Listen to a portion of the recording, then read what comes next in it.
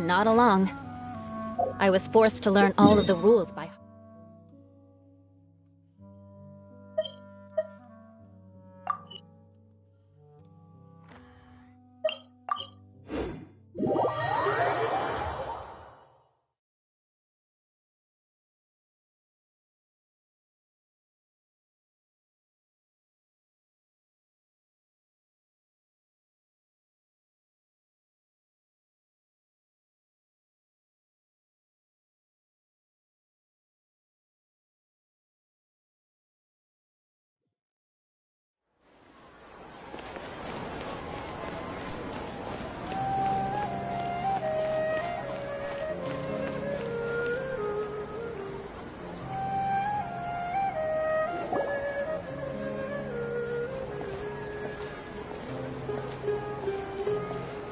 Astra Avisask. We meet again, you two. Hi, Catherine. Do you have any commissions for us today? Commissions, huh? Let me think. Oh, how about this? Please attend the Academia's Academic Symposium this afternoon and recite a love poem on stage. Wait, say what now? And if possible, please also use your camera to capture the reaction of the audience upon finishing the poem. Huh? What kind of commission is that? I see. It appears that you're not interested in this commission. In that case, please go to Port Armos and convince the Eremites there to spend some time volunteering at the local orphanage. Hey, that's not any better. I'm sure the mercenaries will have some interesting reactions as well. Paimon's gotta ask, just who exactly has been submitting these commissions to the Adventurers Guild? Oh, the commissioner? Well, actually, I just wanted to see the two of you in action. Was it so obvious? I was hoping you would actually take one of those commissions. That kind of chance to observe humans doesn't come by often. Ah, so it's Nahida. Paimon just knew Catherine wouldn't crack those kinds of jokes. When did you get into her head? From when she said, Ad Astra Abisask. So it's been you this whole time? Are you done resting up, Nahida? Yes. I've been sleeping ever since we parted ways. And I even had a really, really long dream. It was another dream about the Sub-Zero's festival, except it was a happy one. In my dream, I was sitting in the middle of a flower terrace, and everyone in Sumeru City was holding hands as they danced in circles around me. They danced round and round, and everyone looked really happy. I also got to sit on a gigantic flower carriage. Ferris, the Knight of Flowers, raised me really, really high above the ground, and I was throwing an endless amount of Yalda candies at the children. You know, Nahida, maybe your dream is how the Sub-Zero's festival really should be. It's meant to be a joyous time where everyone gets together to celebrate your birthday. Huh? Wasn't I describing a really happy dream? Why are you both looking at me like that? Wait, could this be an example of the emotion known as pity? No, we aren't pitying you. That would only make everything worse. We just don't want you to feel too sad. By the way, have you had a chance to visit Dunyarzad? How's she doing? The Homianis haven't allowed any visitors after the festival, so we haven't been able to check on her. Yes, I paid her a visit right after I woke up. She was resting at the time. Her condition is stabilized. However, since Elazar is a manifestation of the withering on the human body, we can only cure it by finding a way to take care of Irminsul's own withering. But for the moment, our top focus should still be figuring out what the sages are up to and what they're planning. Right. Who knows what'll happen if they manage to pull off another scheme like the Samsara of the Sub-Zero's festival? So our first priority should be investigating and putting a stop to the sages' activities. As for how we should pull that off, let's discuss it somewhere else. There are too many adventurers around here. Oh, good point. Sorry, adventurers. We're gonna be borrowing Catherine for a little while.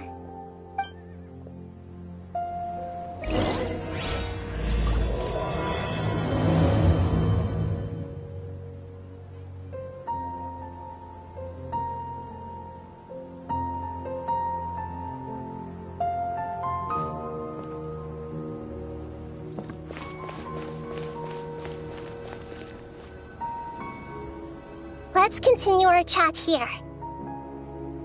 Okay, so do you have any ideas on how we can investigate the sages, Nahida?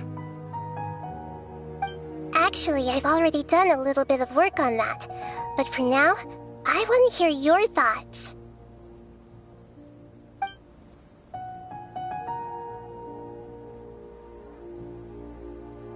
We're in the dark as of now. Since we still don't know anything about their goals, any rash move could tip them off and lead to terrible consequences. After all, every person in Sumeru City is one of their hostages. No way, that's too risky. You mean it'd be too easy to get caught? No, it's not that. We shouldn't involve innocent students in this. A single mistake could completely ruin their lives. Doing that would be ignoring the safety of my people for my own selfish goals. How is that any different from what the sages are doing? That's a good point. Spoken like the god of Sumeru.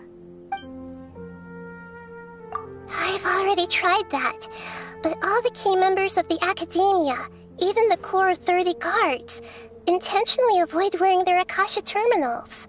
It seems that from the very beginning, they've been guarding against info leaks from the Akasha.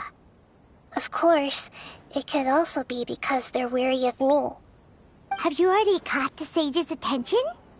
I'm guessing not yet, but distrusting me would make perfect sense if they've ever paid attention to the urban legends about me. In any case, I probably can't take over their minds directly. Are we really out of ideas? Nahida, you're super smart, so you already have something in mind, right? Don't keep us in suspense. Spill the beans already. According to a popular theory from the Vahumana Darshan of the Academia, rejecting impractical motions at the beginning of a planning session will give more weight to the actual proposal. Okay, but aren't you the god of wisdom? You don't have to use that kind of gimmick to make us take your ideas seriously. Well, I've been thinking that if I can't directly possess the leaders, and if I can't get ordinary people involved, then I should find someone who's already involved, but hasn't decided to side with the sages. You're saying we should recruit a spy? That does sound like it could work. Oh, before coming back, we met someone named Alhaitham. He seems like he acts alone, and he likes doing stuff behind the Academia's back. They probably aren't in cahoots. Actually, I already have someone in mind. Do you still remember that female scholar named Setaria? Setaria? Paimon remembers now. Isn't she the one who's always trailing behind the Grand Sage of the Academia? We ran into her basically every time the Sub-Zero's festival repeated itself. You could even say we're old enemies by now. Paimon still remembers the smug and mean way she always spoke to Nilu. I've always liked observing all kinds of people, and Setaria has always stood out from the crowd. She was born in the desert and was hailed as their greatest genius. Her academic gifts allowed her special admission into the Academia, and also gave her the opportunity to serve as the sage's assistant. Oh, Paimon didn't know she was from the desert. She must be pretty special then. Paimon feels like most of the desert dwellers around the city are working as mercenaries. The name Setaria means star. When she lived in the desert, she shone like the brightest star in the night sky. Later on, she was chosen by the sun. The star was given a place in the daytime sky to complement the sun's dazzling light. Soon after, the star witnessed the sun scorching the earth, which brought forth many disasters. The star began to waver. Instead of staying beside such a sun, wouldn't it be better to return and light up part of the night sky? But in the end, she couldn't give up the radiance of daytime. To cope with her shame, the star buried her guilt and closed her eyes. From the sound of it, Sataria's just hung up on the research opportunities here. But she doesn't really support the academia. She still feels guilty about not doing more for the desert, right? She's just running away from her problems. Indeed. When they are presented with complex moral issues, many people will simply plug their ears and go with the flow until the problem can't be fixed anymore. She's suppressing a lot of guilt, but before she realized it, she had already become the sage's accomplice. She can't deny her part in their schemes anymore. Right. We must somehow make her face her problems again. That way, not only can we get useful intel from her, but she can also use it as an opportunity to redeem herself. From my past observations, Sataria will take a day off from the academia every 10 days to do some shopping in the city. Tomorrow afternoon just happens to be a shopping day for her. That'll be our chance. To prepare, let's go check out some of her favorite spots, and have a quick chat with a few of the vendors there.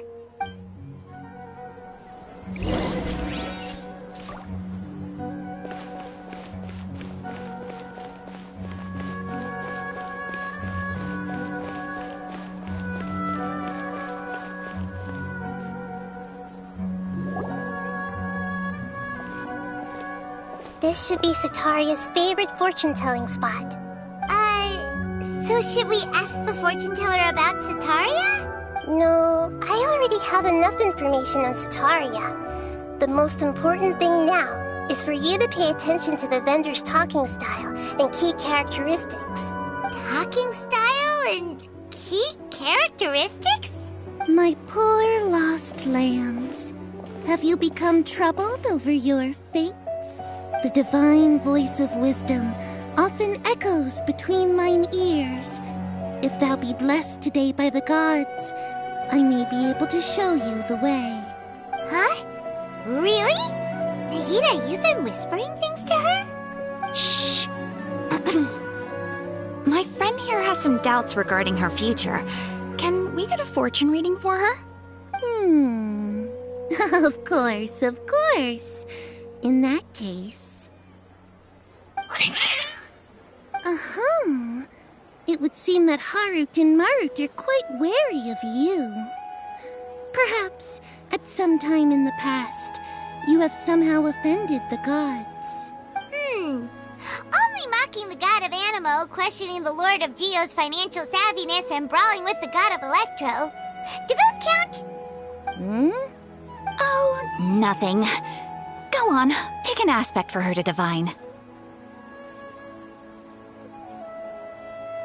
Love prospects? No problem at all. The gods have spoken. The truth shall be revealed. One who is fated to cross your path will appear on...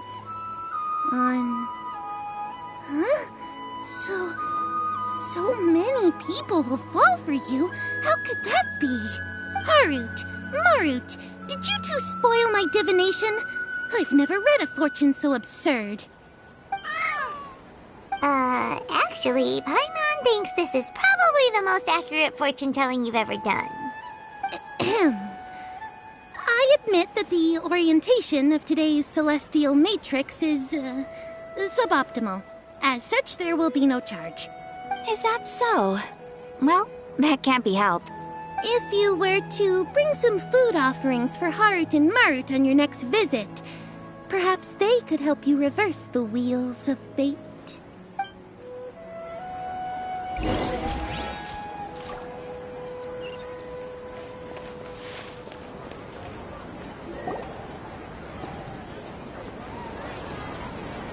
Is this another one of Sataria's favorite stalls? Yep. It belongs to a king. His father helped Sataria a lot when she first moved to Samari City. When I start talking with him, listen carefully to the details of our conversation. Ah, dear customers. Would you like to look at some pottery? We caught wind of your great craftsmanship, so we specifically came to take a look. Oh, I recognize you. Aren't you Miss Catherine from the Adventurers Guild? Sounds like I'm in for some big business. Speaking of, where did you learn this trade? I suppose you could say it all started with my dad. He's a mason by trade, but I picked up an interest in clay while apprenticing for him. After that, I began making pottery by myself in secret. And I simply changed trades when my works turned out well. That's nice.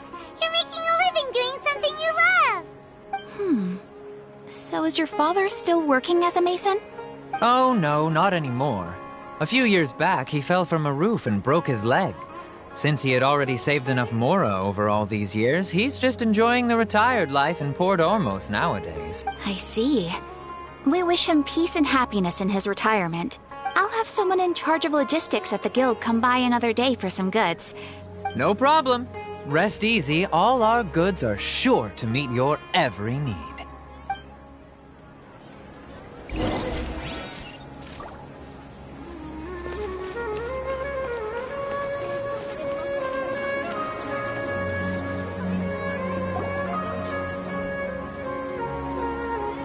This should be our final stop.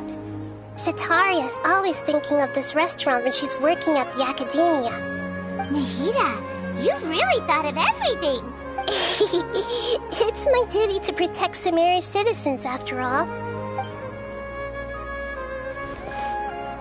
Hi there. I feel like I've seen you down by the docks before. Huh? Sorry, I don't quite remember. If I recall, you were having a discussion with someone about shipbuilding at the time. Ah, that's right! I've always been really interested in feats of marine engineering. After all, I grew up in Liyue Harbor and spent my entire childhood staring at the ships going in and out of the port. But I'm still discussing all kinds of problems with different scholars. And I'm continuing to study and perform research from the restaurant's basement. What an admirable spirit for learning. Amazing. Sure, but you'll find hardworking people wherever you go. So this restaurant has a basement as well? That's right. It's not usually open to patrons. I see. Guess that makes sense. Well, good luck with your studies, Miss Chishan. Thank you so much.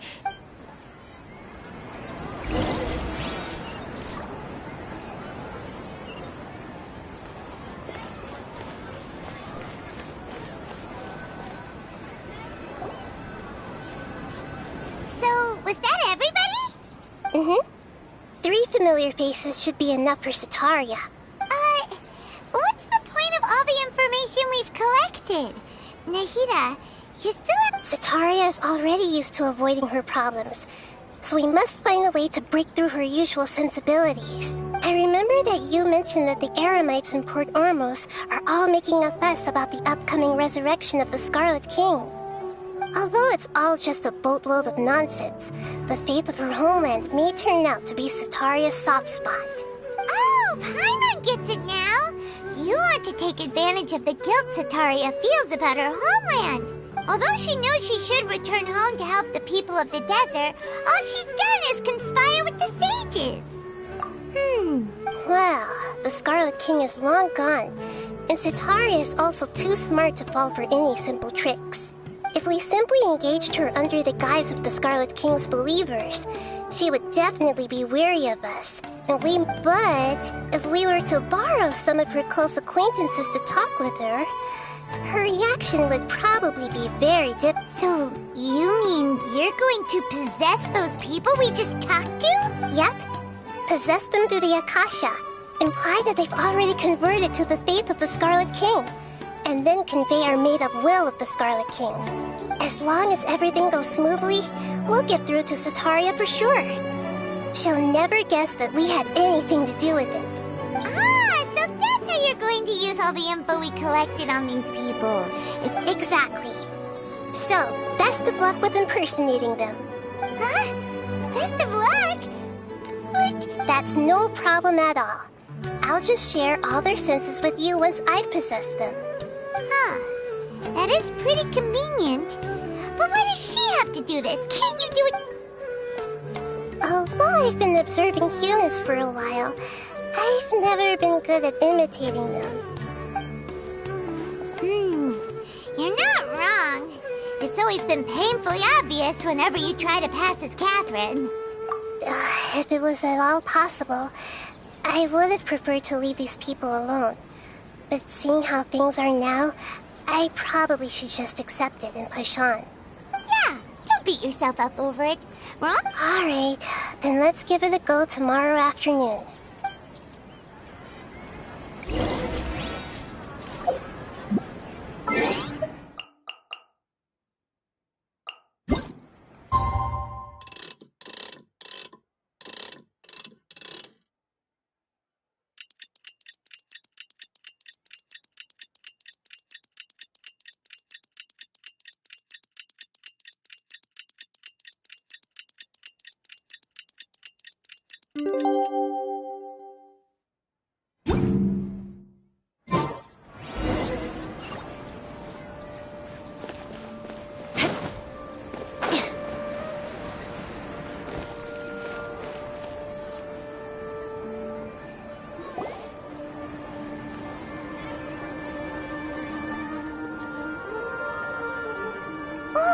Here she comes! Satori is here!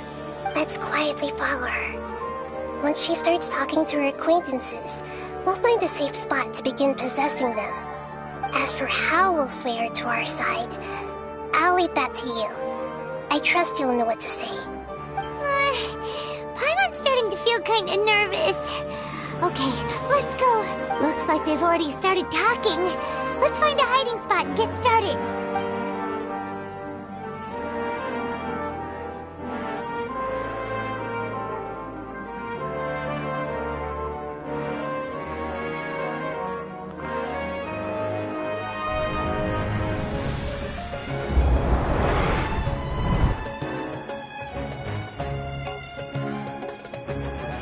That's right. You really can't force anything when it comes to love. And besides, everyone around me has a very different background and outlook. Are you still listening to me, Nabia? Oh, of course I'm listening. You were talking about troubles with your love life, right? I heard everything you said. Okay then. You just seemed a little distracted for a moment there. Strange. Your cats seem pretty worked up. Is something wrong? I always thought they were quiet, happy kitties. Oh, what are their names again? Ah, that's right. They are just little darlings, aren't they? Harut and Marut. So, which fortune do you want me to read for you today? You must have come for another echo of the divine voice of wisdom. I'd like to get another reading on my love prospects, but to be perfectly honest with you, I feel like I've been a real mess recently. A mess?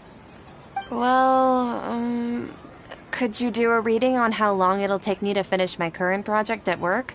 I really just want to get it over with. I hear you. No problem at all. The gods will reveal the truth.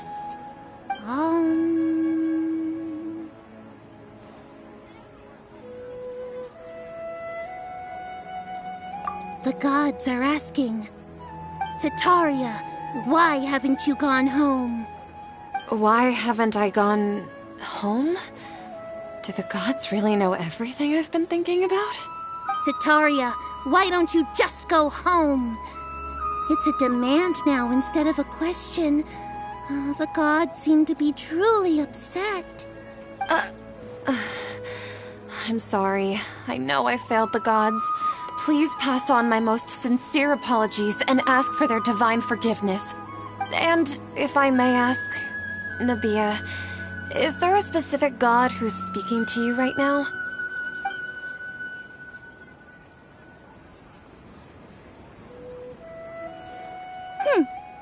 What an inconsiderate and naive question. The god who is speaking to me is, of course, the wisest and mightiest of all, the Scarlet King. The Scarlet King? No wonder he would make such a demand of me. Oh, wait a second. The Scarlet King passed away a long time ago. Even though news of the Scarlet King's resurrection has been spreading like wildfire, it's all just a misinformation campaign from the academia. How can the Scarlet King still exist in real life? What insolence! I am the Scarlet King's most loyal believer. Do you wish to refute his voice of wisdom? Oh, no. As a child of the desert, I am only reveling in his power upon learning that his divine glory has touched even this city. I will think very carefully about his demand of me. I'm sorry. I must go now. Wait!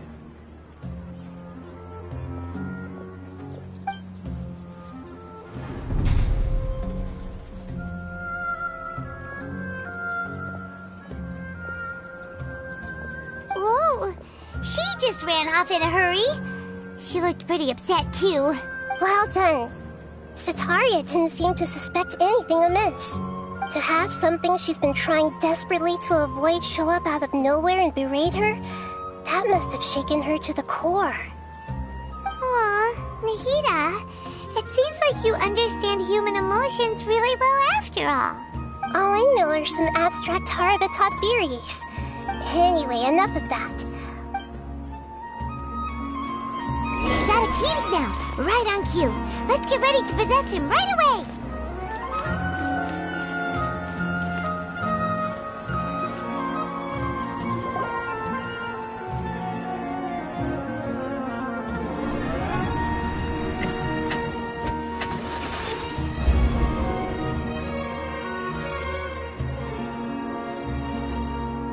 It's okay. I just got caught up in something.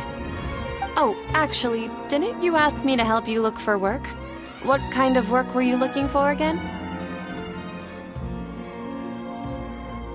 Oh, right. Your old man's craft. How could I forget? Speaking of, how's he doing? Is he feeling any better?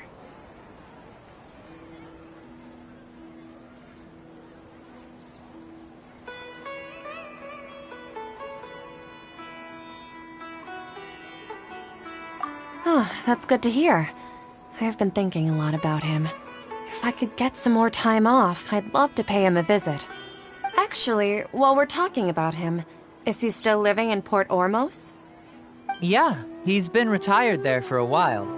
If you could find the time, please write him a letter.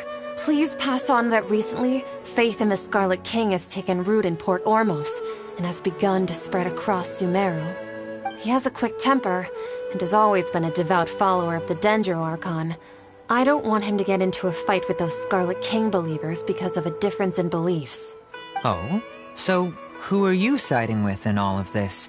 The Academia or the Scarlet King? I'm so jealous of you. You were born a child of the desert. Yet you chose to betray the Scarlet King, and now you spend all your time with those crooks from the Academia. Akeem, you don't mean you've also become a believer of the Scarlet King? What's so strange about becoming a believer of the wise Scarlet King? In fact, aren't you the strange one? The one who still can't pick a side? Can't pick a side? Me? Whoa! Paimon had no idea you'd be so good at this! You really zeroed in on the issue and put it right in front of her. It might feel a bit overwhelming for Sataria, but once everything is over, I'll be sure to pay her a visit to her mind and explain everything. Anyway, let's keep going.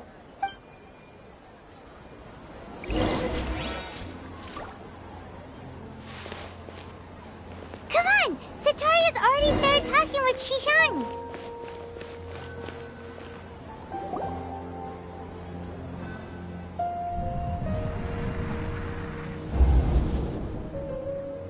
So, Shishan, Have you noticed anything weird in the city lately?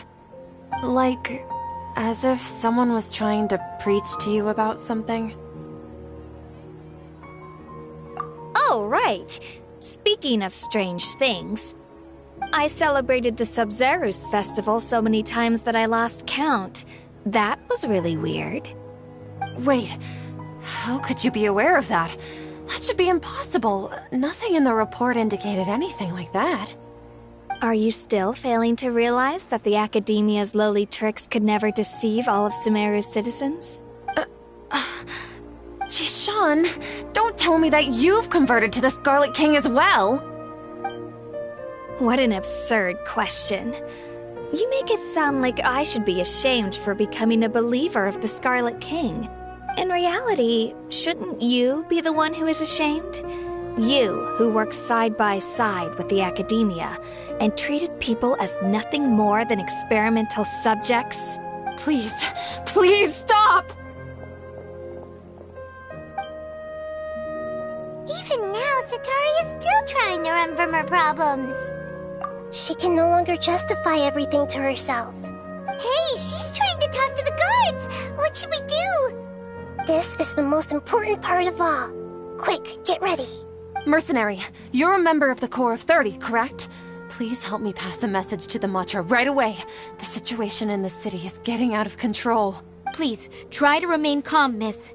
Tell me what's happening in the city. Heretics are infiltrating the city, and they've already converted many residents to their side. Heretics? What kind of heresy are you talking about? The Scarlet King! Many people I know have suddenly started believing in him, but he's long dead. It's impossible. Miss Sataria, nothing is impossible. You know my name? The Scarlet King is immortal, and all who defy him will one day pay the price. You must face the truth, Sataria. You tread a treacherous path, and the longer you ignore it, the tighter the Academia's grasp on you will become, and the deeper you will be ensnared. Child of the Scarlet King, never forget that the desert that belongs to you lies elsewhere. What's so strange about becoming a believer of the wise Scarlet King? In fact, aren't you the strange one? The one who still can't pick a side? What an absurd question. You make it sound like I should be ashamed for becoming a believer of the Scarlet King. Sataria, why haven't you gone home?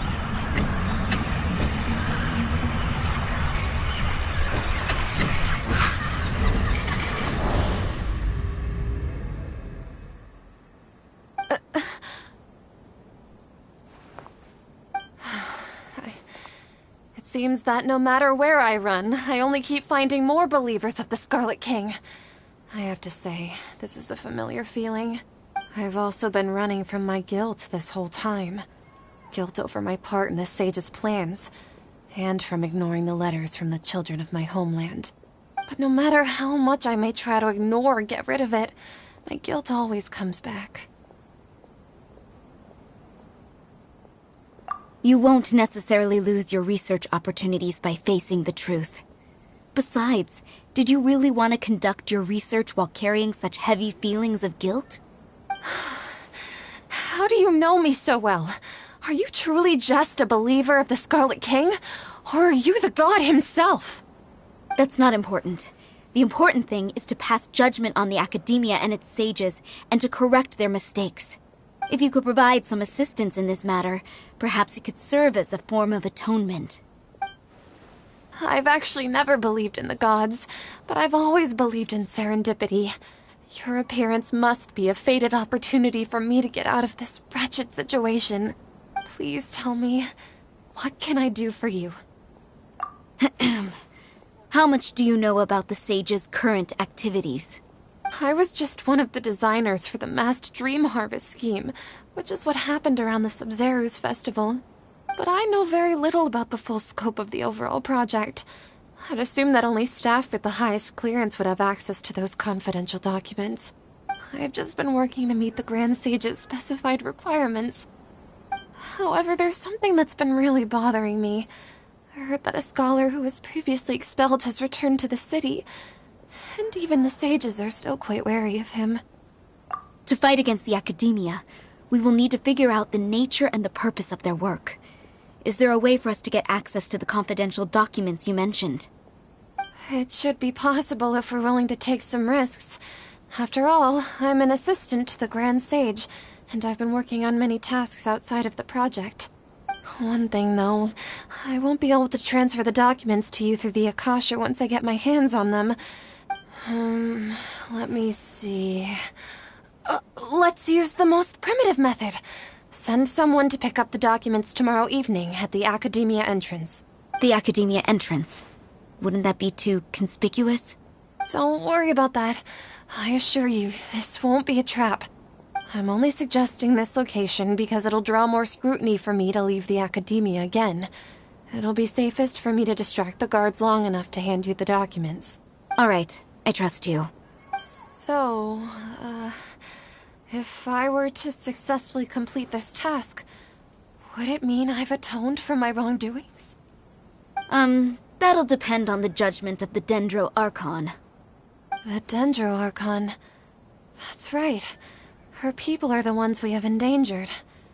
As the God of Wisdom, she's also the one responsible for judging and guiding the scholars. Maybe it's time for me to find a god to believe in. Just as Nahida predicted, we've managed to bring Sataria to our side! The Traveler's execution was ingenious. She's the one who deserves all the praise. Well, now that we've made plans to meet again tomorrow evening, all we can do is pray for Sataria's mission to go off without a hitch. Pray? But if we're going to pray to the gods, aren't we just praying to you? God of Wisdom and Guardian of the Scholars? No. The truth is the true Guardian of Scholars. I've always believed that. Anyway, let's meet again tomorrow evening at the Adventurers Guild.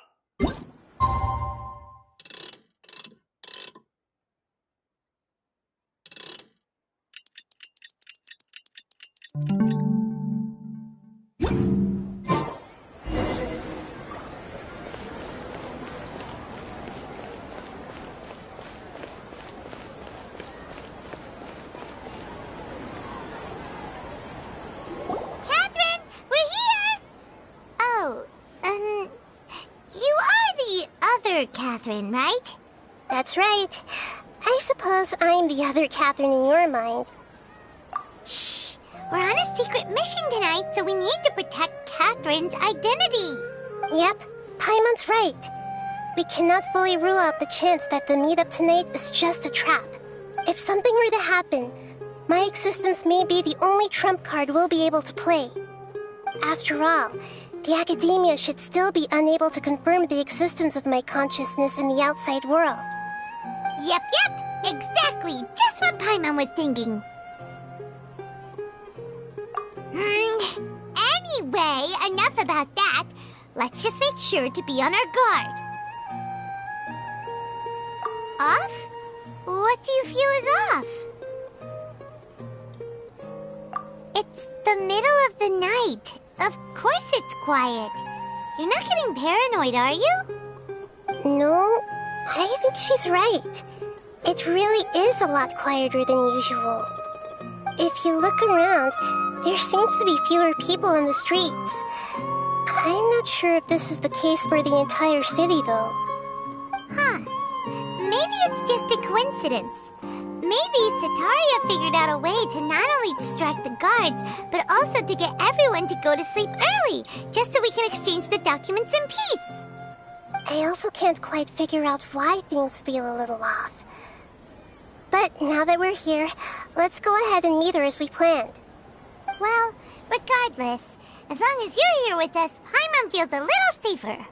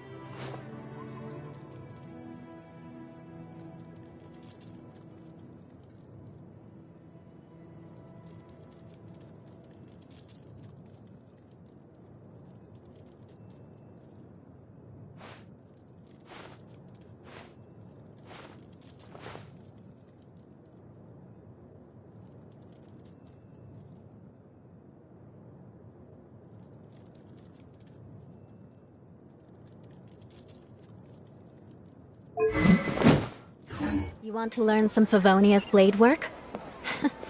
Alright then, I'll teach you. Oh yes. Huh. There really aren't many people out right now.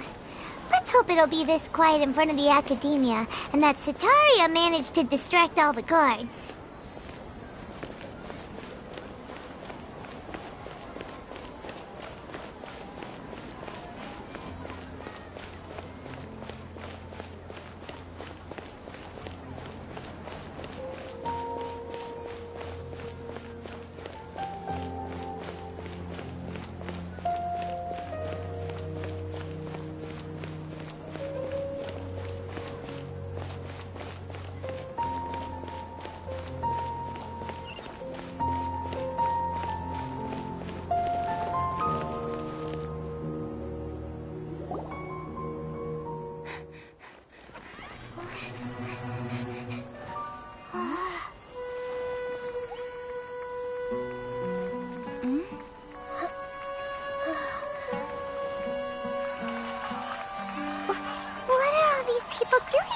This hour of the night.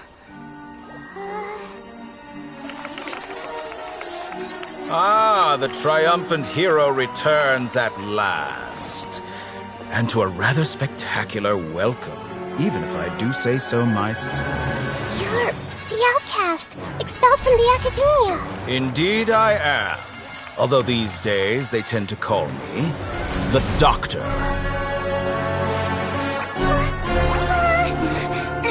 If you're looking for your researcher friend, she has already been taken into confinement. With some basic caution, she could have discovered the listening device on her person. Clearly, she lacks the degree of rigor expected of a true scholar.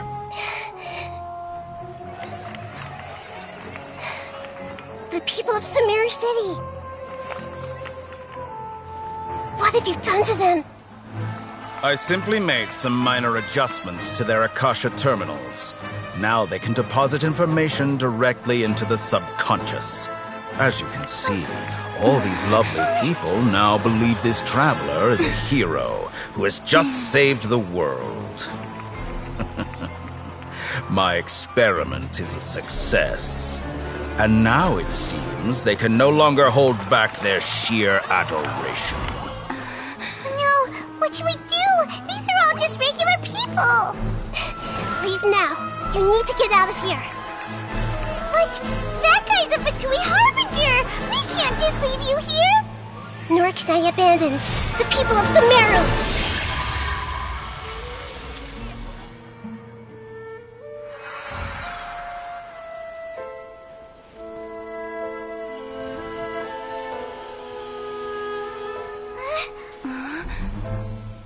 Don't worry. We'll meet again outside of the city.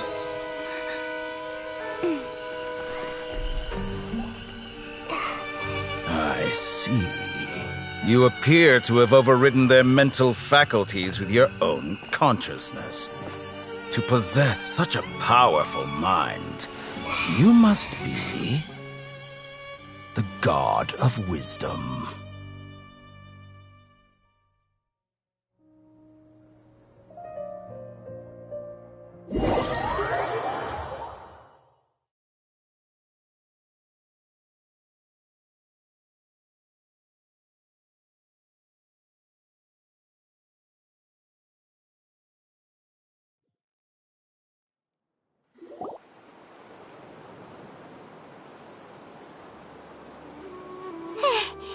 This should be far enough. Whew. Paimon needs to catch her breath first. Is Nahida going to be okay? We only made it out because of her. Paimon wasn't counting on running into a new Harbinger here, let alone such a high-ranking one. That guy was number 2. So scary. He called himself the Doctor. Remember, Tainari told us about him. Sataria did say that someone who once got expelled from the academia came back recently, and that even the sages are wary of him. Yep, sounds like she must have been talking about the Doctor. Yeah, now that the Doctor's in the picture, we're no longer just dealing with the academia, they're in cahoots with the Fatui. But what are the Fatui after this time? Another Gnosis? Yeah, things would be a lot easier with Nahida's help. Nahida said we'll meet again outside of the city. But we can't just keep waiting around, right? You mean... Oh, right! Wasn't he invited by the sage even though he turned it down at the time? There's no time to lose. Let's go to Gandharvaville.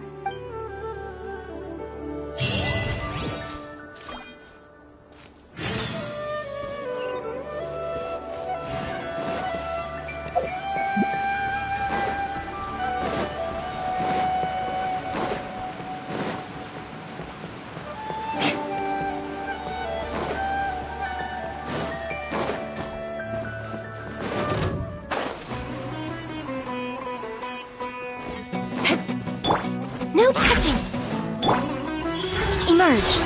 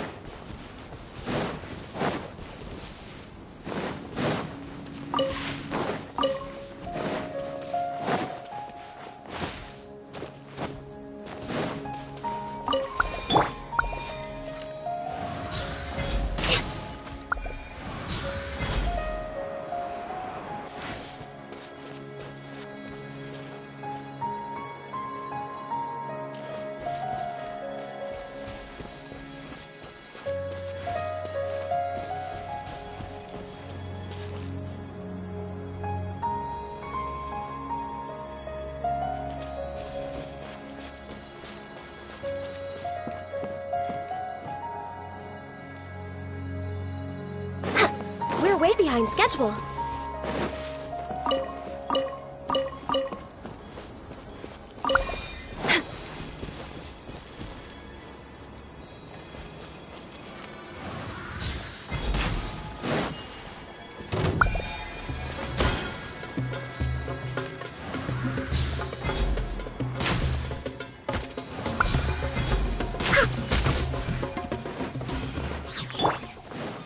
Right here, right now, right here. A sight to behold.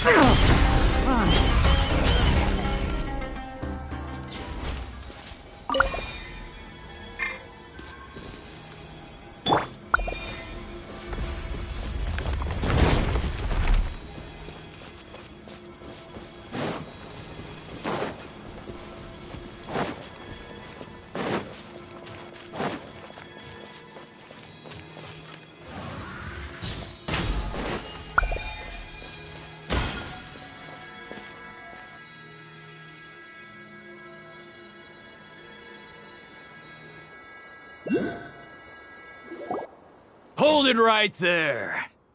A blonde-haired traveler and a floating fairy. We've got you all right. Take a look around. You've fallen right into our trap. Are you mercenaries from the Corps of 30? Did you come here to arrest us? Corps of 30? We're nothing like those government lapdogs who don't even get scraps for their work.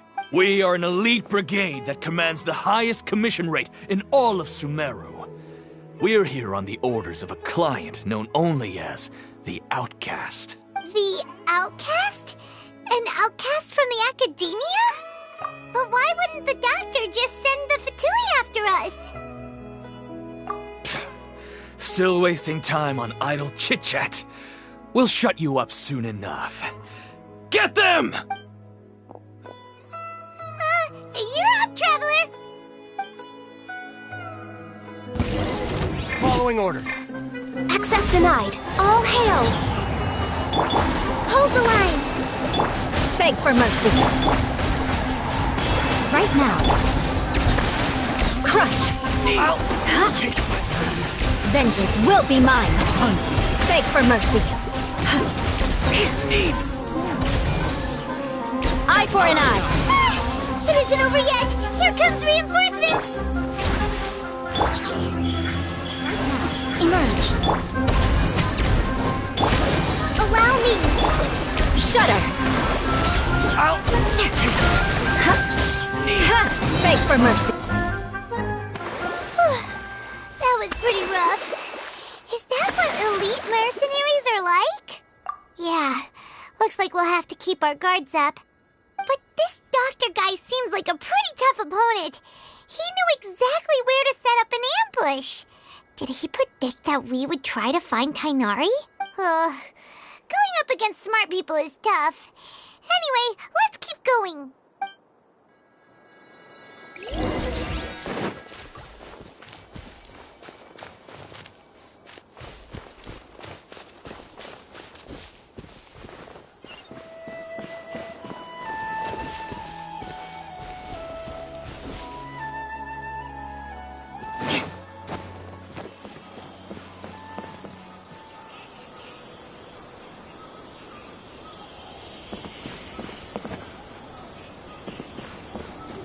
Time to scout.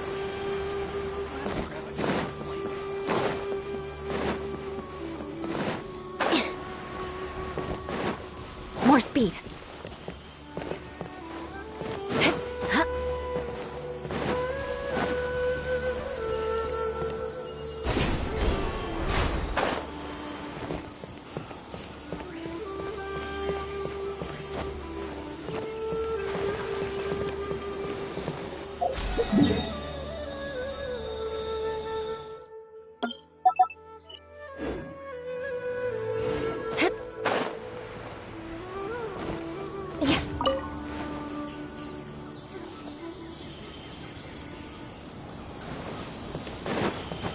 Time to scout.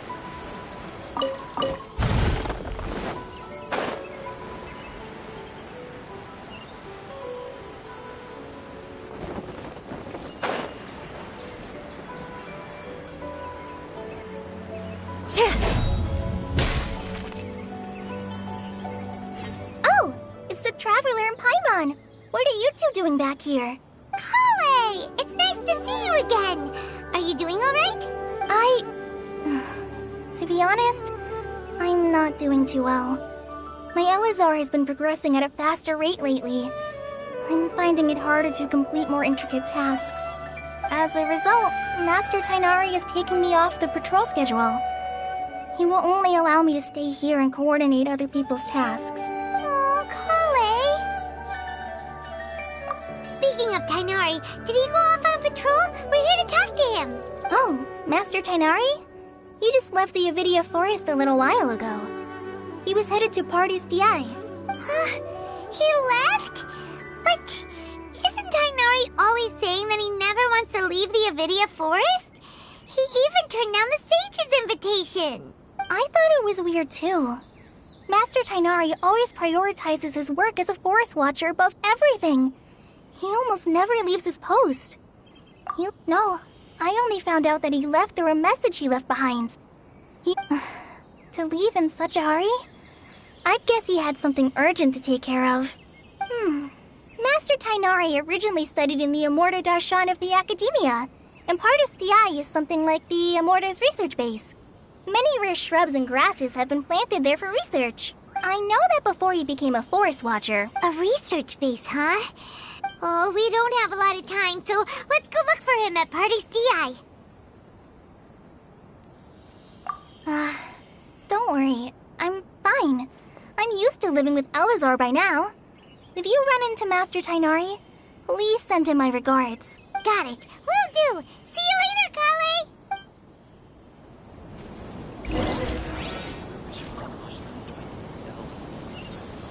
More speed.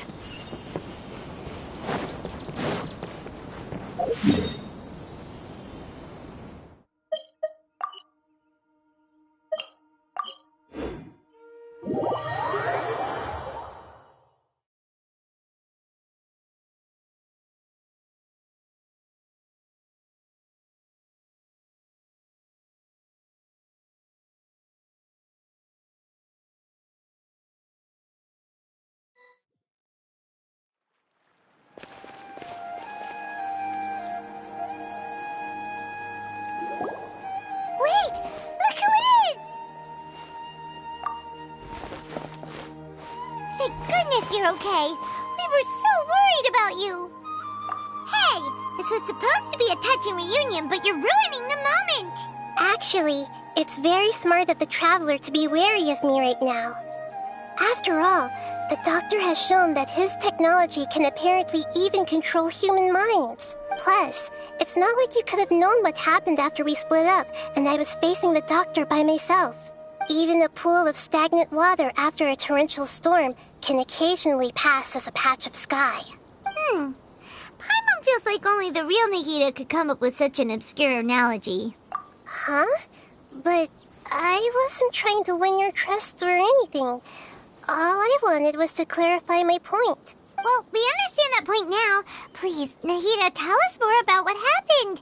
Are those poor people all right? When you left, I was still in the middle of restoring everyone's minds.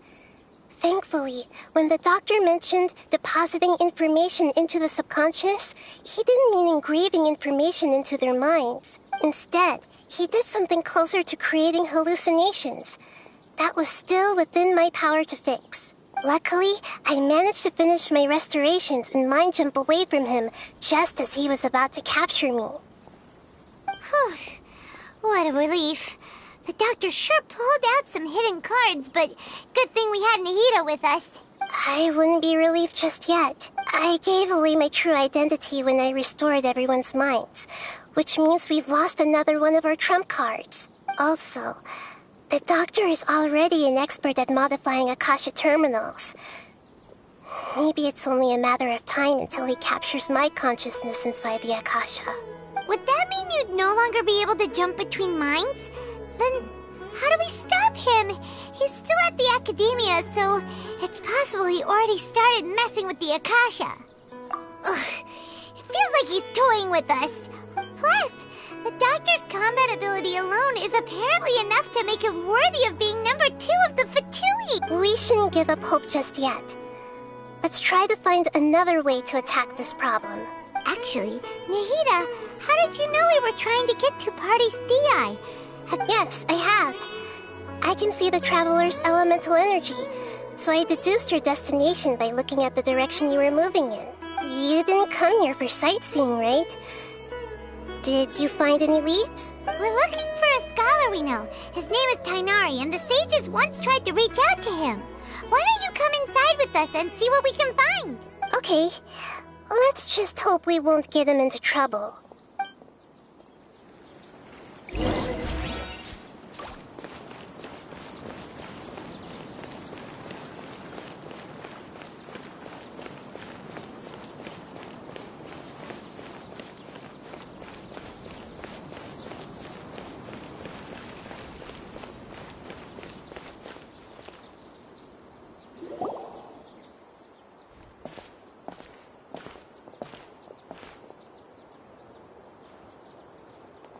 Traveler? It is you! Ah! The voice! It's Hypatia! Ah, what a pleasant surprise! Who's this? She's a scholar we met in the Avidia Forest. When we last saw each other, she was still training in the... what's it called? Oh, I see. That's right, we're old friends. You've come at just the right time. Hypatia, you're way too excited about this. Actually, for you to leave the Avidia Forest means... Wait, no. Did you already finish your training and reach Pariporno life? What do you think? My consciousness has already managed to make contact with the divine. You did it? Congratulations! It's so exhilarating to share this sublime joy with others at long last. When my consciousness made contact with the gods. Ah, what a supreme and unparalleled experience that was! That sounds incredible! Oh, all right. Actually, please wait. I haven't forgotten my promise to you. Remember? I promised to help you understand what you saw from Irminsul once I gained deeper insights. My current self has not only gained true insight, but I can even help you establish a direct connection to the consciousness of the divine. You can do that? I've never heard of anything like that, but if you want to give it a try, I'll do my best to protect your consciousness during the process. Hold on. I brought some spirit borneal with me. This is still a crucial part of the ceremony. We're using that incense again? All right now. Hold my hand. I'll help you establish a pathway to connect your consciousness. Okay. Ready?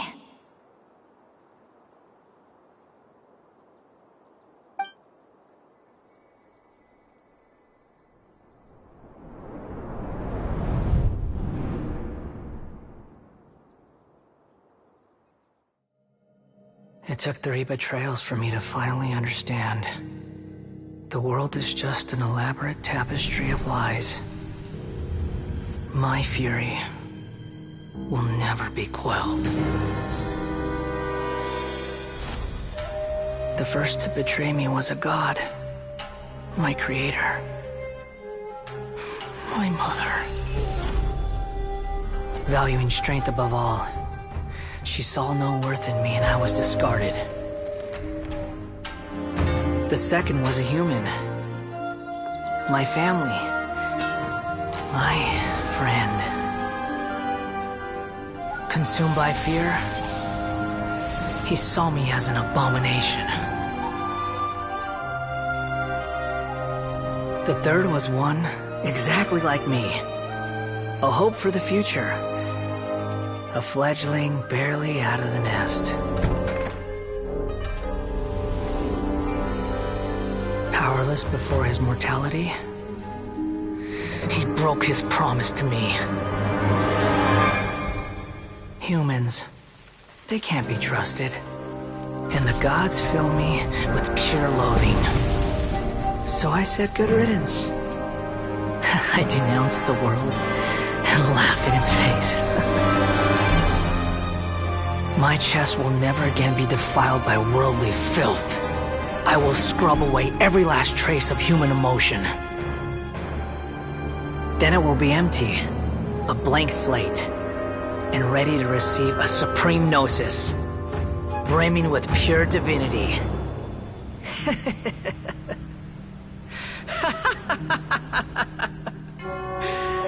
There is no need to fear. The pain will be brief. Your era is coming to an end.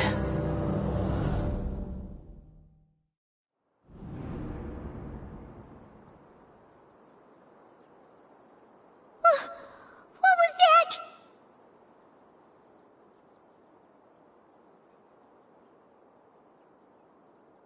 Did we actually just see the Balladier's memories? Everything matches what we know about him. But how is he connected to the divine consciousness that Hypatia was talking about?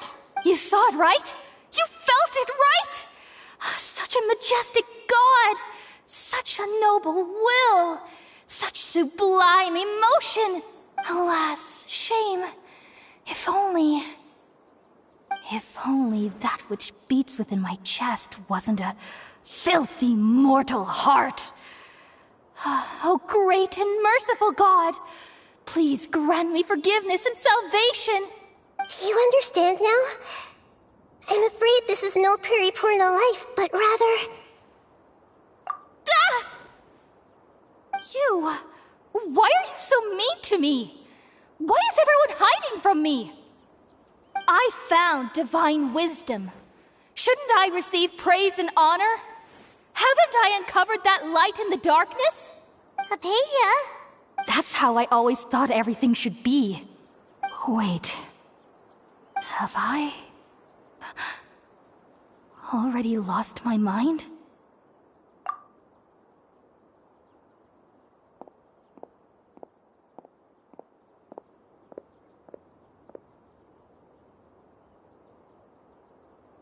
Wait, something isn't right.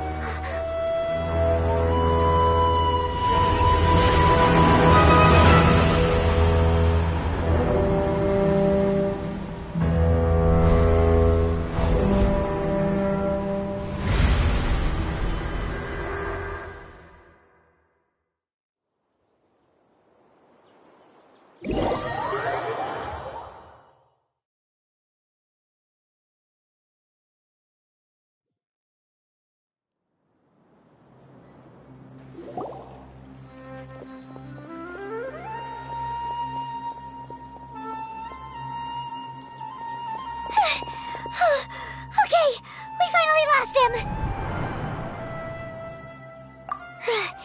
Are you okay, Nahida? Wait, no. Something feels different. You're back! Oh, the Traveler's back?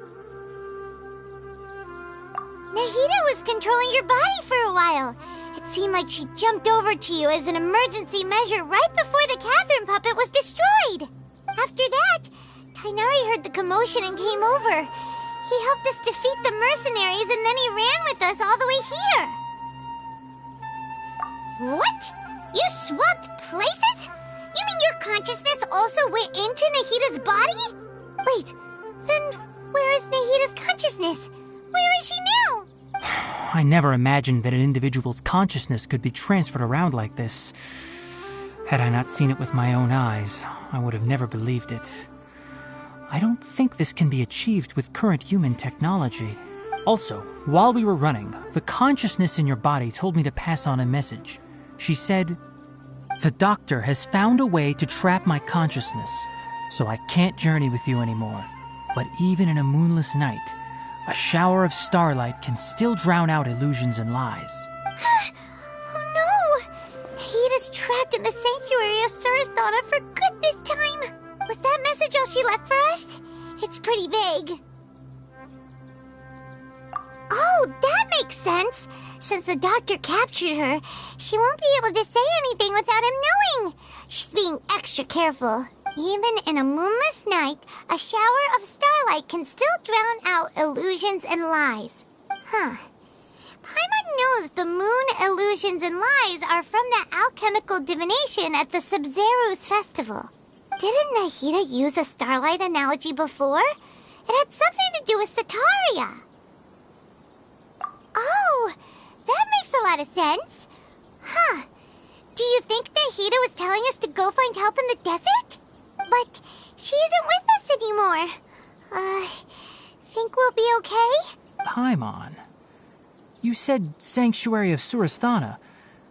Does this mean that this Nahida you're talking about, the consciousness who is occupying the traveler's body, is the Dendro Archon?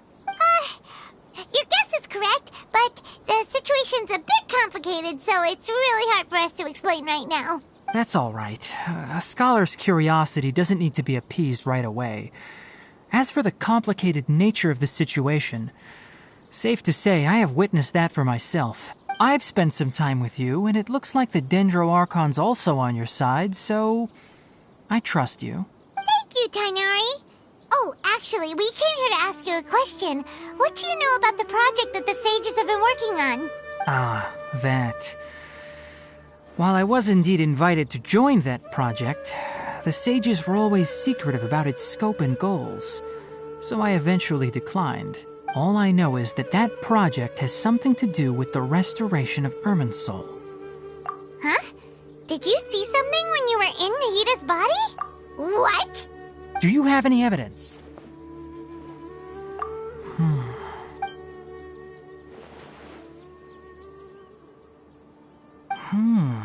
So that's what happened. That explains why Hypatia's symptoms were different from those of the other scholars who went mad. It's because she made contact with the consciousness of a new god who is still in the process of being born. Tainari, did you leave the Avidia Forest because of Hypatia? I did. I noticed Hypatia's mental anomalies, but since her symptoms were rather atypical, I secretly took her to Pardis Dii and began searching for a way to return her to her normal self. If I didn't take action, Hypatia would have already been taken by the Matra to the desert, doomed to a life of exile at Aru village. Now that you mention it, I knew the Academia has never thought particularly highly of Lesser Lord Kusanali, but I still didn't expect them to do something as arrogant as creating a new god. Looks like I made the right decision by not accepting their invitation. The Doctor and the Balladeer. We have 2 Fatui Harbingers in Sumeru. Sounds like we're in for a bad time. From your description, I don't think they've completed their project. There may still be room for us to intervene. But then, what is the connection between creating a new god and restoring Irminsul? Yeah, it feels like we're still nowhere close to figuring out the sage's goals. Right, we've pretty much gone over everything we need to know, so we should head out. How about you, Tainari? What are you going to do? I'll stay here for now. I still want to try a few more things to help Hypatia. If you're planning to go into the desert, start by heading for Caravan Rabat. That'll be your fastest route. Come find me here if there's anything else I can do to help. May the spirit of wisdom go with you. Thanks, Tainari. Hope...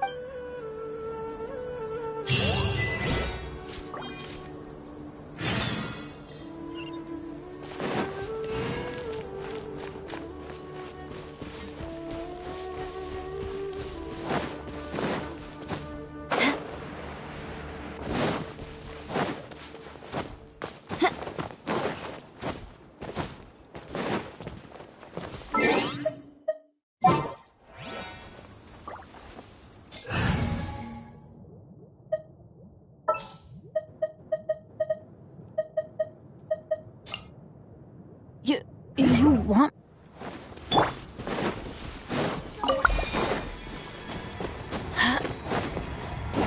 Adventure time!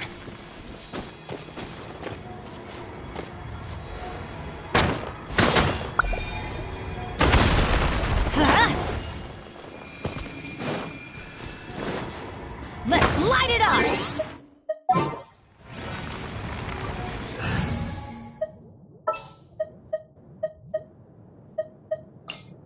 Take heart. Hold the line! Access denied. Blaze over. Come on out. Right now. Emerge. Crush. Shudder. Flood of frost. Huh?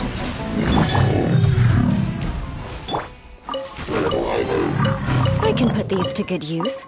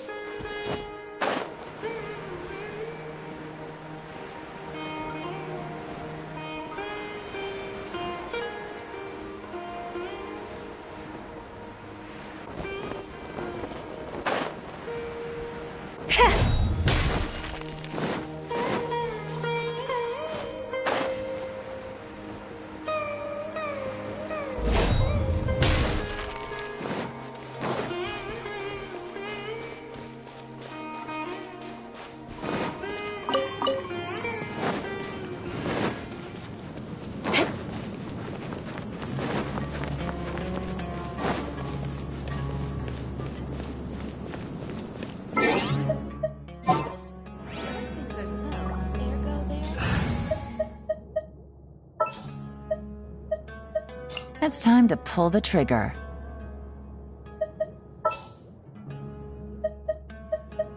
Let the wind lead.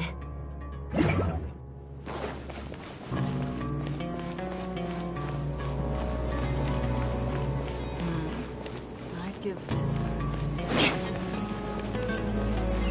Please stay safe.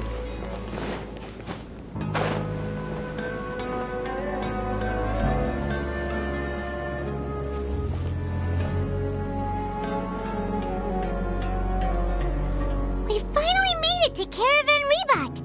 It's pretty lively here. So, just past this wall is the desert. Oh, wow. Paimon remembers hearing people call this the Wall of Samiel. It's made to block sandstorms from the outside. Oh, if it... Enough gawking. Come on, follow me. Huh? Over here.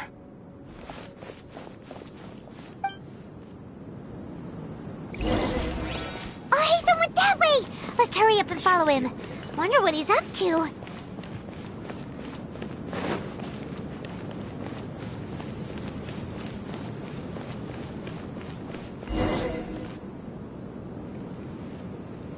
Travelers and visitors, don't miss out.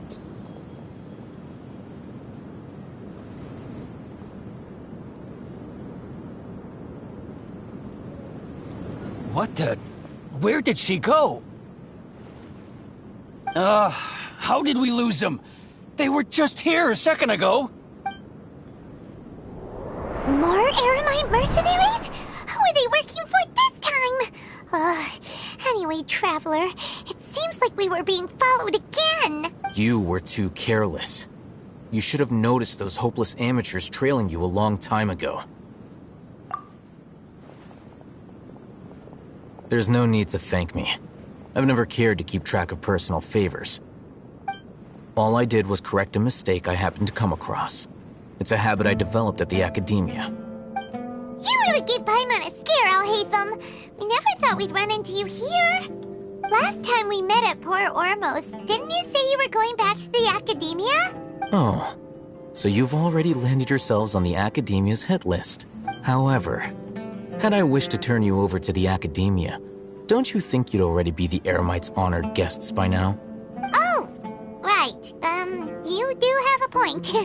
I have no interest in running errands for that project. As a scholar, I've always belonged to the camp that promotes researcher autonomy. And these days, you're more fascinating than anything the sages can offer. Not quite. To tell you the truth, I'm still investigating the Divine Knowledge Capsule. Unfortunately, I've run into some difficulties. Everyone says the capsule originated in the desert and was eventually moved to Port Ormos. If I am to get to the bottom of this, I must understand how the capsule first came to be. Which brings me back to you. The leader of Ain al-Ahmar used the Divine Knowledge Capsule right in front of you. And upon seeing him, your expression became perplexed, and you were lost in thought for quite some time. To have that kind of reaction, I think you must have realized something. Are you interested at all in sharing what you've been hiding from me?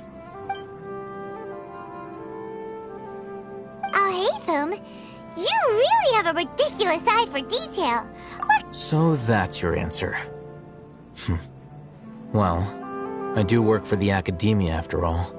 But that does prove you do have some undisclosed information about the Divine Knowledge Capsule. Am I right? No matter. Rather than simply learning the answers from you, I'd still prefer to investigate on my own. Speaking of, you two are also headed to the desert? That's right! We have the same plan as you! But we don't really have any concrete goals at the moment. Then I'd suggest starting with Aru Village. It's the largest settlement in the desert, so it'll probably have more resources and intel than anywhere else. It's always better to travel with someone you know. Let's go!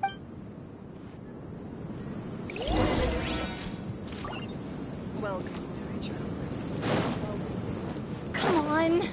More speed.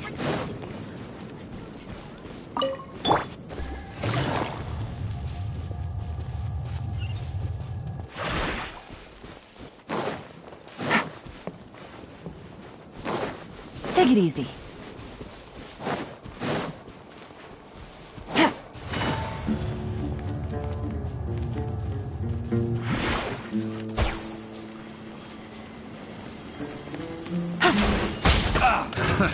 Another test. Your way. Right now, emerge. Crush. Shudder.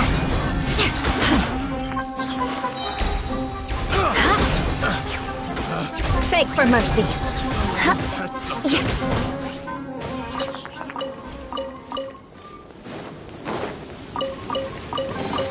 I can put these to good use.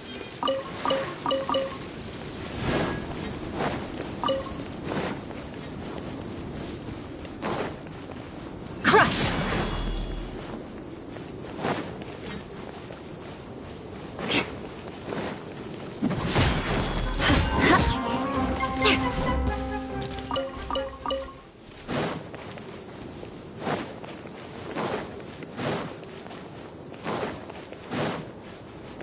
More speed.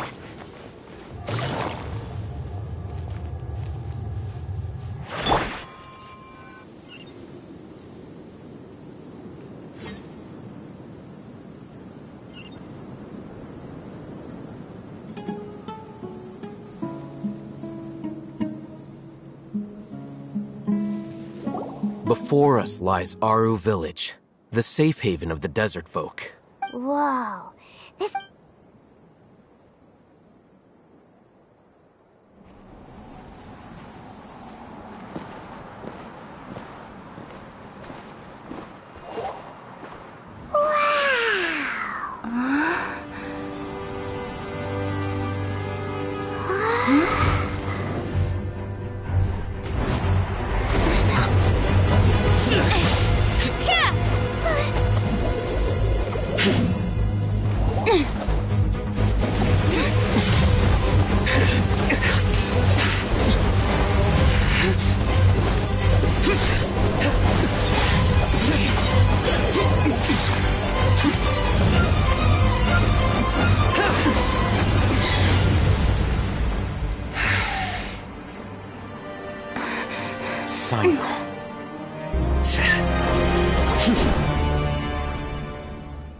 Unless my memory fails me, we have barely spoken 2 words to each other before now at the Academia.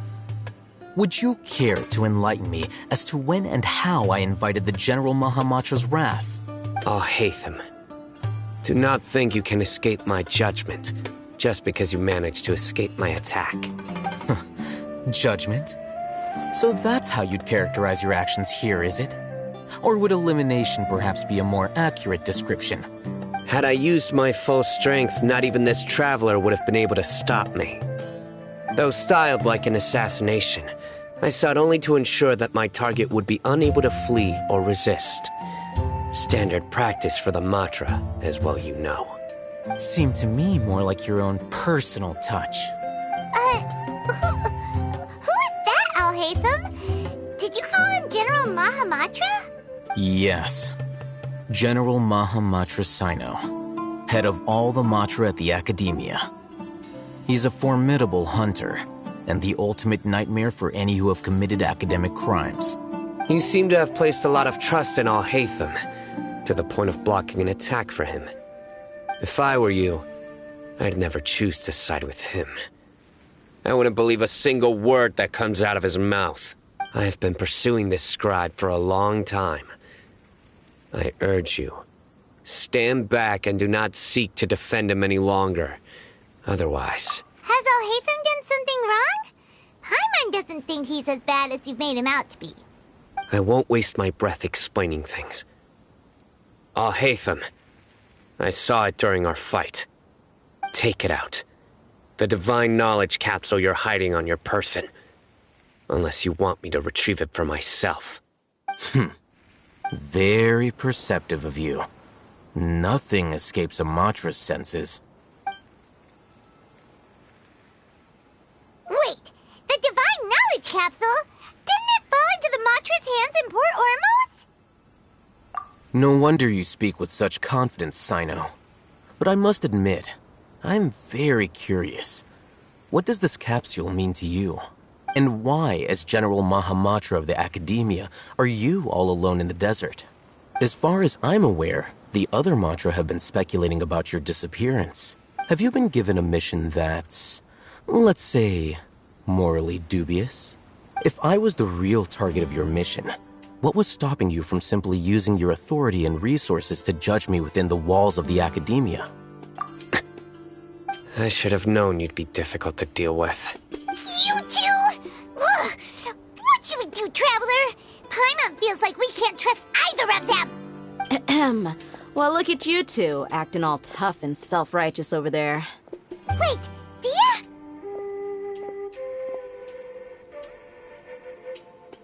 Great! Finally, someone that we can trust! You gotta help us out here, otherwise these two are gonna start fighting again! Yeah, sure looks that way. 2 giants from the Academia duking it out once and for all. Not something you get to see every day, that's for sure. Listen, I know you academic types love to fill up your big brains with self-righteous morality and lord your empty rules and virtues over each other. But how dare you bring your petty disputes into the safe haven of Aru Village? It seems like someone's gonna have to beat some sense into your thick skulls until you finally learn to respect these grounds.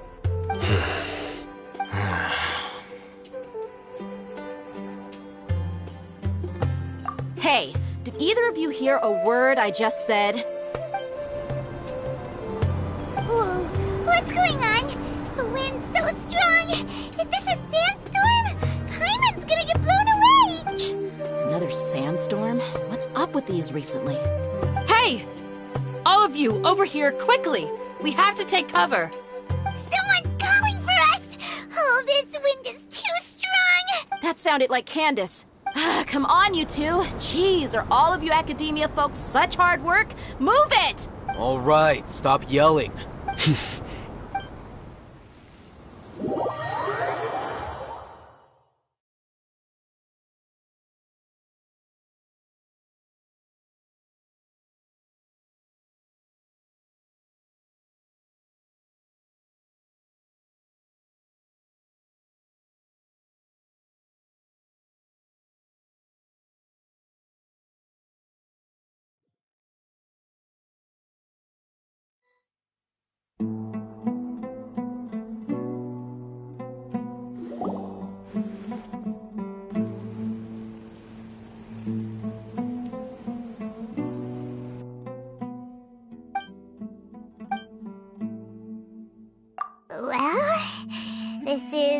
pretty awkward. Hey, wanna play sardines with 3 people who wanna tear each other limb from limb? Sure, why not? Sounds fun. The air is so thick and heavy. Paimon can hardly keep floating anymore.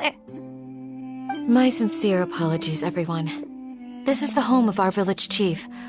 I will have to ask you to make do with this small room until the sandstorm dies down. Please, let me introduce myself. I am Candace, protector of Aru Village.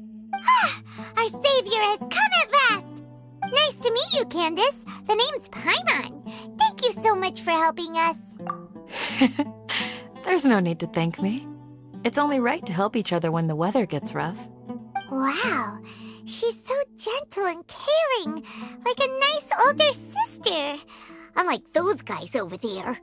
All right, now that we're all better acquainted, we should return to the topic at hand. As a guardian charged with the responsibility to protect my fellow villagers from harm, I was observing your conflict from afar, even before the sandstorm started. And now that you have set foot within our village itself, it is all the more my responsibility to make absolutely sure that you pose no threat whatsoever to us. So please, have an honest and sincere conversation with one another, and put your hostile feelings to rest. If anyone dares to start anything again while they are under this roof, I will not hesitate to send them out for some quality time with the creatures of the sandstorm. Oh, on second thought, Paimon may have misjudged Candace's character. And that goes for you too, Miss Dia. Do I make myself clear? All right, we got it, Candace. That's what I like to hear. So, which of you will begin? I was supposed to be a mediator, but I might have gotten a little too involved just now. Anyway, one of those two should probably start talking. Wait, that was you trying to be a mediator? I have nothing to hide, so there's no shame in explaining myself. While Alhaitham wasn't wrong about the other Matra not knowing my whereabouts, it's not because I've been assigned a morally dubious mission. Rather, I've chosen to exile myself. Huh?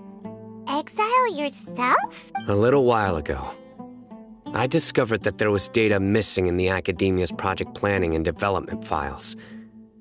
What little they did report clearly did not match the project's actual progress. As General Mahamatra, I had the responsibility and authority to request an audit. However, to my surprise, the person responsible for the erroneous data was none other than Grand Sage Azar himself. I tried to investigate the issue myself before submitting a formal audit request, but I soon found that all leads and potential pieces of incriminating evidence were carefully concealed from me. I began to realize that they were cautious of me from the very beginning. Unsurprisingly, the Grand Sage rejected my audit request as soon as the submission reached his desk. He even said to me, "The power of the General Mahamatra is granted by the sages. You have no right to judge us." So they really are up to no good. I realized then that to the Grand Sage, the Matra are nothing more than tools for the sages to assert and maintain their control over knowledge. The vows that we took, the principles that we strive to uphold, they are meaningless to the academia of today. I believed it would be wise to flee the academia before the sages had a chance to take action against me. This way, they can no longer see nor predict my actions. I will never give up on this investigation. There's no need for someone else to give me power or authority. Once I find the truth, I will administer judgment by my own name. Sino seems to have the same goal as us. We're all investigating the sages. Plus, now that he's no longer the General Mahamatra, well, Sino, if that's your story, then why did you see Alhaitham as a target? When I was investigating the matter in the academia, I overheard a conversation between Alhaitham and a sage. The sages asked you to investigate a blonde-haired traveler. Do you dispute this, Alhaitham? What? Like many parts of the project, this assignment was undocumented. Now throw in your suspicious behavior with the Divine Knowledge Capsule, and I think we deserve an explanation. Yes. I was indeed tasked with investigating the Traveler. I'll hate them! After all, the promised reward was so great that hardly any scholar could have refused. The sage told me, once you've completed this assignment, I can give you a glimpse of divine knowledge. A most enticing offer. Unfortunately, those academics don't know me at all. Their words contained one key piece of information, namely that divine knowledge indeed exists. That gave me all I needed to know. From my perspective, the sages are far from trustworthy. Think about it. Isn't it a little strange they're so willing to share divine knowledge with anyone, even as a reward? So, I began my own investigation following the lead of the Divine Knowledge Capsule. In the end, I realized my wisdom in committing to this rather than collaborating with the sages. Had I been less guarded, I probably would have ended up like that Ain al-Ahmar mercenary, incapable of remaining sane for long enough to hold a conversation. You mean that the sages originally planned to dispose of you, using one of those capsules that drive people insane? I'd already given up on the assignment by then. I only told the Academia I was waiting in Port Ormos for you to appear so they wouldn't suspect anything. So it came as quite a surprise when I encountered my erstwhile target while investigating the Divine Knowledge Capsule. Criminals do love to talk about coincidences. Even though I ran into the Traveler by chance, I had no intention of providing assistance to the Academia. Also, you should remember, you were the ones who decided to follow me and strike up a conversation after I left that tavern. That's true. Al-Haytham helped us out at Caravan Rebat as well. Maybe he's telling the truth. I'm willing to apologize if that's worth anything to you. I took the Divine Knowledge Capsule behind your back because I judged its existence to be a significant risk. I felt that it would be best for no one to interact with it before it had been properly studied. After all, curiosity often proves to be the most dangerous thing in this land. You should be well aware, Scribe Al-Haytham, that curiosity can also lead you to danger and suspicion. Answer me this. Did the sages share any information about their project with you? Have I not made myself clear? You and I are both distrusted by the Academia. Do you really think they would tell me anything?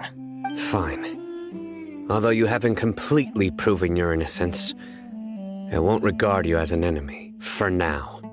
As you wish. Good. I'm glad to see you two clearing up your misunderstandings. And now you, Dia. I believe it's your turn. Oh, sorry. Whatever the boys were talking about must have been so boring that I spaced out. My situation is pretty straightforward.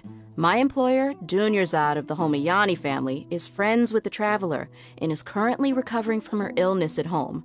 I had nothing going on, so I decided to return to our village for a visit. I was actually looking forward to a pretty exciting time getting back together with everyone here. But then I saw these two random guys in the middle of a pointless argument. It ticked me off, and things went downhill from there. Is that all? Well, I will admit that definitely sounds like your style. In that case, welcome back, Dia. That's more like it. I missed you all so much, Candace. Whoa! What was that sound? No need to worry. Now that you're no longer at each other's throats, please make yourselves at home. I'll take a quick trip outside to clear out some of those creatures in the sandstorm. Creatures? In the sandstorm? Fighting in a sandstorm is not for the faint-hearted. Yeah, just leave them to Candace. Don't worry, she's as tough as they come.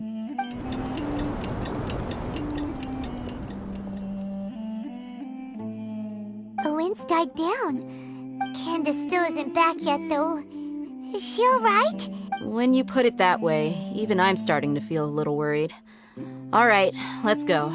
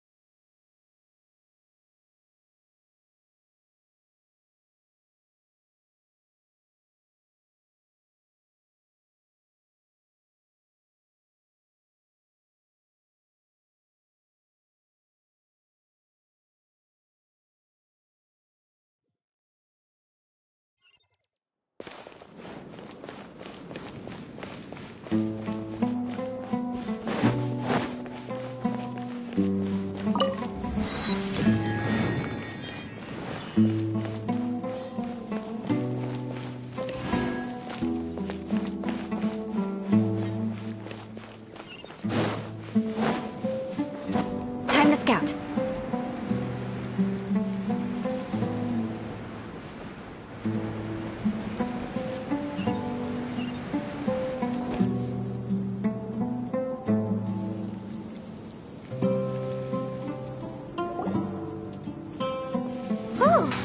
Candace, you're still fighting?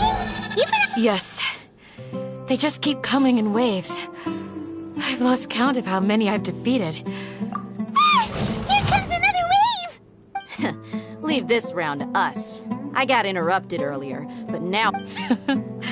It's been quite a while since I've seen the Flame Main in action. I'll be sure to put on a good show. Let's go!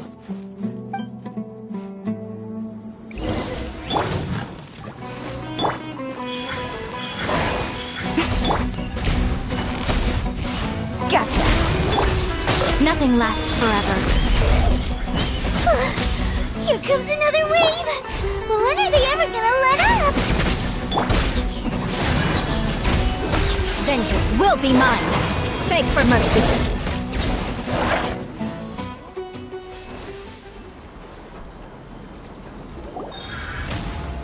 The creature stopped appearing. Was that the last of them? What we fought just now was probably the aftermath of the sandstorm. So we should be safe for the time being. Well fought, everyone. No injuries, I hope. Huh? Ah, my apologies. I haven't had a chance to greet you yet. I had my hands full taking care of the village. I am the chief of Aru Village. Sir, I am also originally from the desert, but I have not been back for some time now. I can't say they've always been common, but recently the storms have become... Besides sandstorms, we also occasionally get earthquakes. Another effect of Irminsul's So, Irminsul's withering causes withering zones in the forest. Everything in the natural world is inextricably connected to Irmin. Everyone in Aru Village needs to take good care of themselves. Speaking of which, why haven't I seen a single village keeper since I got here? Village keeper? Who are they? Does your curiosity know no bounds? Village Keeper is how Aru Village refers to mad scholars, and most of them are scholars who lost their sanity. The academia believes that their crazed mutterings may have a negative effect on the psyches of other scholars. Alas, that's exactly what we've been trying to investigate. One by one, the village keepers have been mysteriously disappearing without a trace. But no one in the village has ever seen them leave. I've had encounters with those people in the past. The Matra are the ones responsible for their exile. Now that you're no longer with them, are you trying to alleviate your guilt and atone for your past sins? Mock me if you will, but if you are guilty, I will eliminate you. Oh, you're the former General Mahamatra. Is it because you're reminded of Hypatia? Oh, these poor... But, is it really a good idea to tag along with Sino? I'll be grateful for the assistance. Let's start by finding a spot to share what we know so far.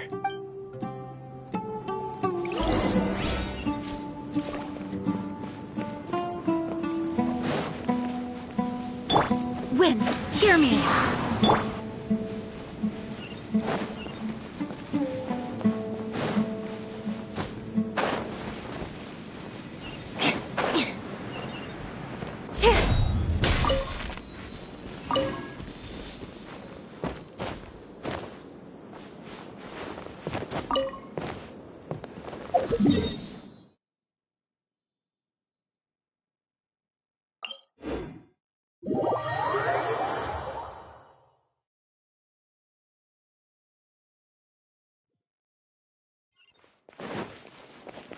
More speed.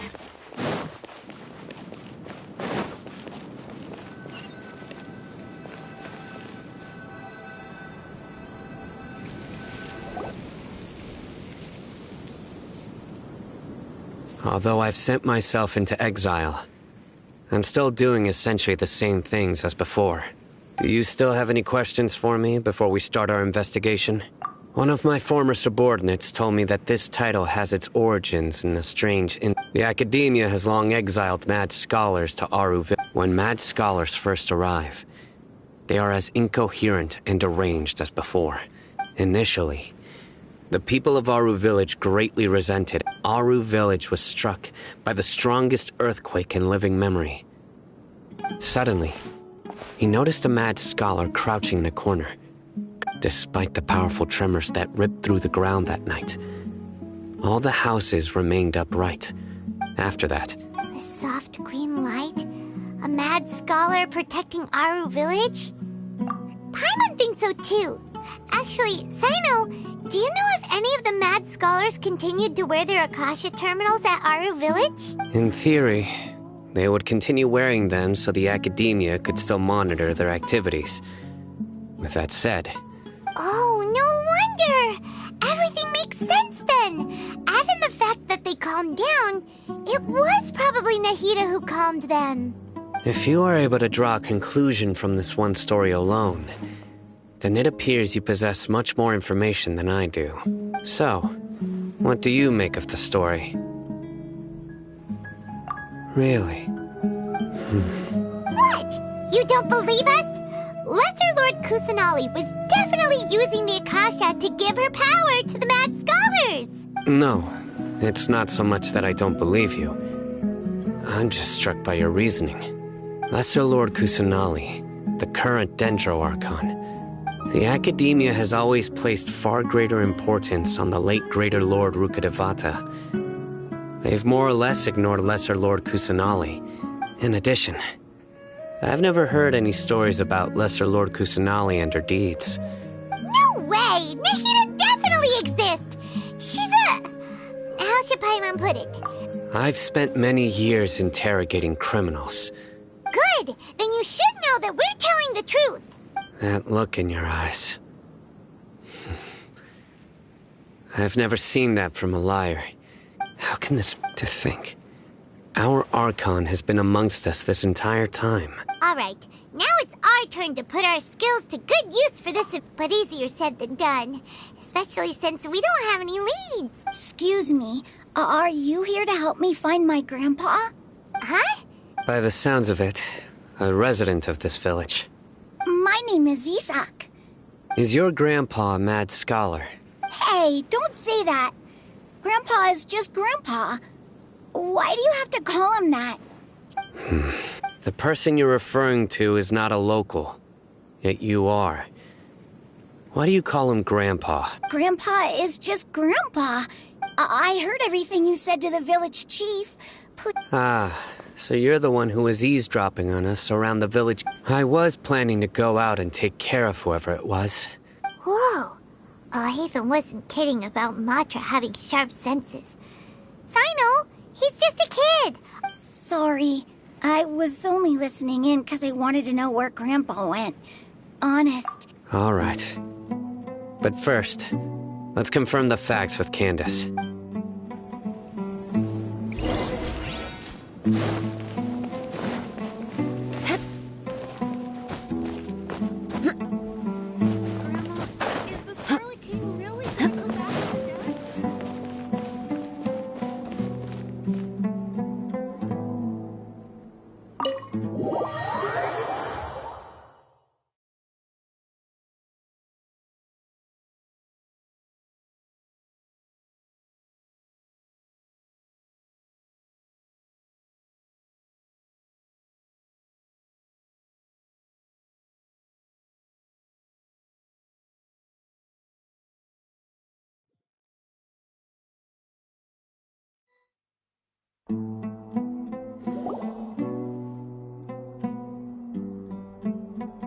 Sino is super vigilant. Ah, you're back already. We just wanted to confirm something with you. Huh? You knew this would happen? Yes. Although he tried his best to stay hidden, I still noticed him eavesdropping outside the window. Isak's parents were both Eremite mercenaries who rarely returned to the village after finding employment in the city. Unfortunately, it was only a few years before his grandpa passed away. Isak was still very young at the time. Later, an elderly mad scholar arrived at the village. Isak thought the scholar bore a striking resemblance to his grandfather. However, The scholar was unkempt in appearance and incoherent in speech. Although Isak referred to the man as his grandpa, he was one summer night. The oft mumbling and bumbling grandpa suddenly calmed down and seemed to become more lucid. So Grandpa walked up to Isak and patted him on the head. The next morning, Isak woke up and wanted to go find his grandpa again. It's said that those who saw the scholar claimed he no longer appeared to be... Isak was thrilled that his grandpa was able to find peace and would follow him... All this somehow just makes Paimon feel really sad. Perhaps. Nearly everyone who lives in the desert has some form of hardship or regret. It's also my reason for fighting. I must continue to protect this land. Maybe the people have always had a considerate god watching over them. Huh? What did you say, Sino? No, nothing. As long as Isak keeps his word and doesn't get in our way, we can take him along. Perhaps you are more compassionate than I gave you credit for.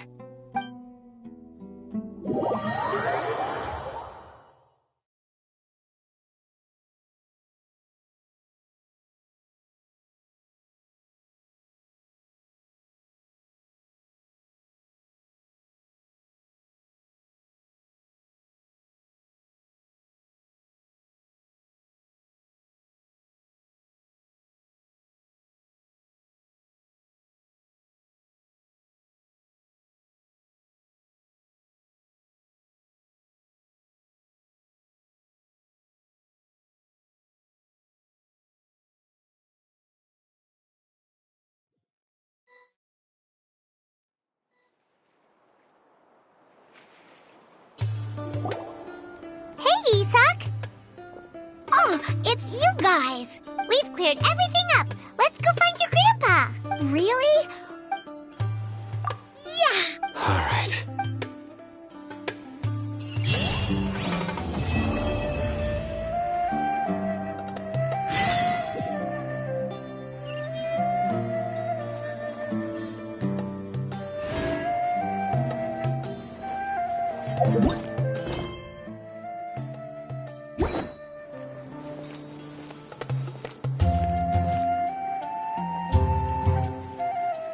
You need to watch out for yourself.